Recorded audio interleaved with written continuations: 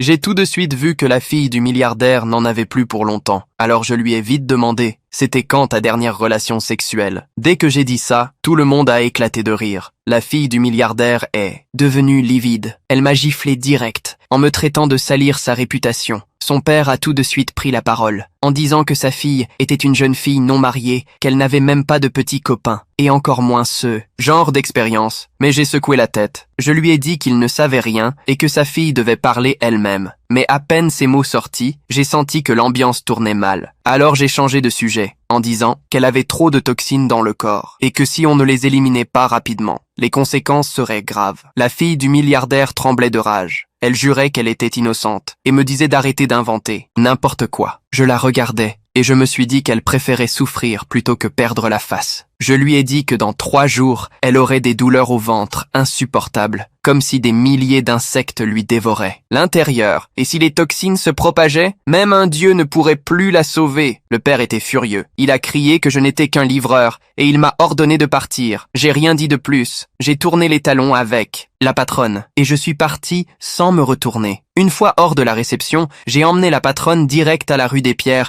à parier du village. J'ai activé ma vision à rayon X pour observer autour, et j'ai repéré un bloc brut, avec du jade à l'intérieur. Sans hésiter, j'ai demandé le prix au vendeur. Il m'a dit 20 000. La patronne a froncé les sourcils en disant qu'elle n'avait pas autant sur elle. Elle m'a demandé de réfléchir encore un peu et c'est là que mon ex-femme snob est arrivée bras dessus, bras dessous, avec son nouveau copain fils de riche sourire fier aux lèvres.